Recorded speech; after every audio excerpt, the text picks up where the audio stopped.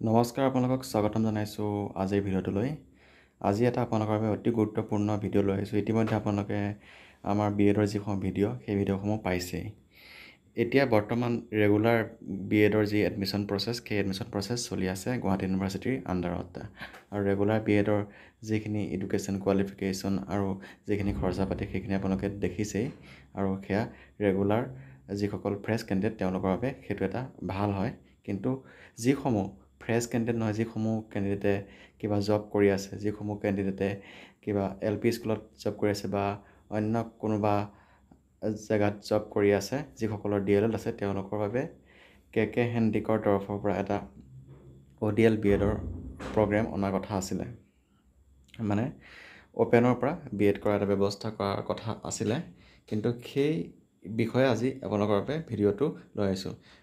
বহুত দিনতে আমাৰ শিক্ষামন্ত্ৰী ডাঙৰীয়া ৰণোজ পেগু ডাঙৰীয়াই জনাইছিল যে অতি শীঘ্ৰেই KK হেণ্ডিকৰ তৰফৰ পৰা ODL BEdৰ ব্যৱস্থা কৰিব। কিন্তু এতিয়ালৈকে সেই BEdৰ যি নটিফিকেশ্যন, এডমিশ্যন নটিফিকেশ্যন সেয়া আহি পোৱা নাই, প্ৰায় 1 বছৰেই পাৰ হ'ল। এতিয়া সেই ODL BEd কেতিয়া আহিব, কি কথা, সেইখিনি বিষয়ে আজিৰ ভিডিঅ'ত আপোনালোকৰ আগত আলোচনা কৰিবলৈ আহিছোঁ। এতিয়া প্ৰথম কথা হ'ল, বৰ্তমান আমাৰ যিসমূহ হাইস্কুল আছে, হাইস্কুলসমূহতো এতিয়াও এনে কিছুমান ট্ৰেচাৰ আছে যিসকলে BEd কৰিব পৰা নাই, যিসকলৰ BEd ডিগ্ৰীটো নাই। আৰু আমাৰ যিসমূহ BEd কলেজ আছে অসমত, যিসমূহ গভৰ্ণমেণ্ট বা প্ৰাইভেট BEd কলেজ আছে, সেই BEd কলেজসমূহতো টিচাৰসমূহৰ কাৰণে প্ৰায় ছিট সংৰক্ষণ কৰা থাকে, তথাপিও গোটেইখিনি ফুলফিল হোৱা নাই। সেইবাবে এই গোটেইখিনি সমস্যাৰ লগতে যিসমূহ কেণ্ডিডেটে ৰেগুলাৰলি BEd কৰিব নোৱাৰে, যিসমূহ টিচাৰে LP স্কুল বা প্ৰাইভেট স্কুল বা তেনেকুৱা স্কুলসমূহত সংস্থাপিত হৈ আছে, সেই টিচাৰখিনিৰ কাৰণে এটা ব্যৱস্থা কৰি দিয়াৰ লক্ষ্যৰে KK হেণ্ডিকৰ তৰফৰ পৰা এটা ODL BEd কৰাৰ চিন্তা চৰ্চা কৰিছিলে। আৰু সেইখিনি যথেষ্টখিনি আগবাঢ়িছে চাগে ইতিমধ্যে।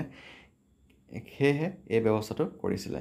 কিন্তু সেই যিটো BEd, এই BEdৰ নটিফিকেশ্যন এতিয়ালৈকে অহা নাই। আৰু সেইটো অহাৰ কিমান সম্ভাৱনা আছে, সেইটো চাব গ'লে সম্ভাৱনা আছে অতি শীঘ্ৰেই সেই BEdৰ ব্যৱস্থা হ'ব, যিহেতু তেওঁলোকে ইতিমধ্যে যথেষ্টখিনি আগবাঢ়ি গৈছে। আৰু KK হেণ্ডিক যি ইউনিভাৰ্চিটি, ইয়াতো যথেষ্টখিনি এটা ভাল কোৱালিটি এডুকেশ্যন দি আহিছে, সেয়া আমি দেখা পাইছোঁ ইতিমধ্যে। ইয়াত PhD কৰাৰ ব্যৱস্থা আছে, সকলোখিনি ব্যৱস্থা আছে যেতিয়া, আৰু বহুত ভাল ভাল ছাবজেক্ট আছে যেতিয়া, এই BEdটো অতি শীঘ্ৰেই ইয়াৰ পৰা অহাৰ সম্ভাৱনা আছে। যিহেতু ইগনতো ODL BEdৰ ব্যৱস্থা আছে, ঠিক সেইদৰে অসমতো KK হেণ্ডিকৰ তৰফৰ পৰা BEd অতি শীঘ্ৰেই আহিব। আপোনালোকে মাথো অপেক্ষা কৰক কিছুদিন।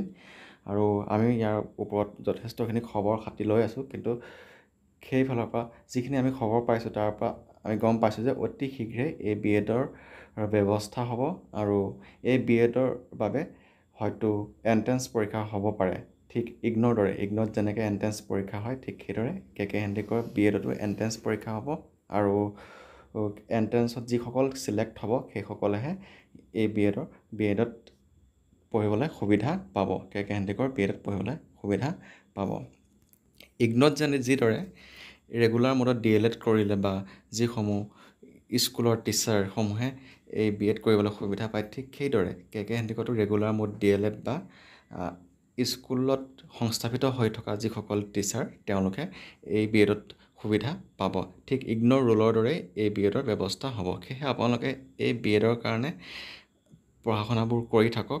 যেতিয়া আহিব তেতিয়া আপোনালোকে যদি এণ্ট্ৰেঞ্চো হয়, তেতিয়া সুন্দৰকৈ আপোনালোকে এণ্ট্ৰেঞ্চটো দি ছিটটো লৈ আপোনালোকে সুন্দৰকৈ পঢ়িব পাৰিব। আৰু KK হেণ্ডিকৰ পৰা BEd আহিলে সঁচাকৈ আমাৰ অসমৰ যিসমূহ কেণ্ডিডেট, যিসমূহ শিক্ষক হ'বলৈ আগ্ৰহী প্ৰাৰ্থী, সেইসকলৰ বাবে যথেষ্টখিনি লাভান্বিত হ'ব। যিসকল শিক্ষাগুৰু, তেওঁলোকৰ যথেষ্টখিনি লাভান্বিত হ'ব।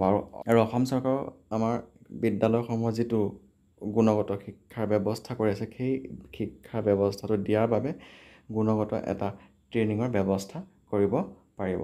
সেইটো এটা খুবেই ভাল হ'ব অসমৰ শিক্ষা ব্যৱস্থাৰ বাবে। সেয়েহে এই BEdৰ ব্যৱস্থাটো অতি শীঘ্ৰেই অহাৰ যথেষ্টখিনি সম্ভাৱনা আছে। খুব সম্ভৱ এই বছৰৰ ভিতৰতে অহাৰ যথেষ্টখিনি সম্ভাৱনা আছে। আৰু ইয়াৰ পৰা হাজাৰ হাজাৰ কেণ্ডিডেট লাভান্বিত হ'ব, বিশেষকৈ অসমৰ। আৰু এই BEdৰ এডমিশ্যন ফিজো ঠিক 50,000ৰ পৰা 70,000 পৰ্যন্ত হোৱাৰ সম্ভাৱনা নথকা নহয়। ঠিক এতিয়া যিটো ৰেগুলাৰ BEd সেই ৰেগুলাৰ BEdৰ সমানে হ'ব এডমিশ্যন ফিজটো। বৰ্তমান সময়ত BEdৰ যিটো এটা পপুলাৰিটি দেখা পোৱা গৈছে, ঠিক তাৰ ওপৰত লক্ষ্য ৰাখি এই BEdৰ ক্ষেত্ৰতো এণ্ট্ৰেঞ্চৰ ক্ষেত্ৰত যথেষ্টখিনি কাট অফ যোৱাৰ সম্ভাৱনা আছে। যদি এণ্ট্ৰেঞ্চ হয় সেয়ে আপোনালোকে ইয়াৰ বাবে প্ৰিপেৰেশ্যনসমূহ চলাই থাকক। এতিয়া আহিলোঁ এটা নতুন কোৰ্চ আহিছে ITEP, integrated teacher education programme. Integrated teacher education programme কি হয়?